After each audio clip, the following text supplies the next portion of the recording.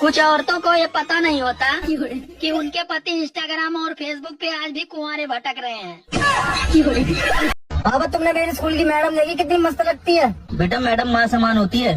यार ये गलत बात है बाबा, तुम हर बात में अपनी खुशी देखते हो। जो लोग सुबह लेट से उठते हैं वो आलसी नहीं होते, उनके सपने बड़े होते हैं, देखने में टाइम लगता है यार। जो लोग सुबह लेट से उठते हैं वो आलसी नहीं होते, उनके सपने बड़े होते हैं, देखने में टाइम लगता है यार। हमें तुम और आगे सुने समझिए, ठीक है? हमें ऐसे वैसे नहीं है। क्या कर लिया तुम?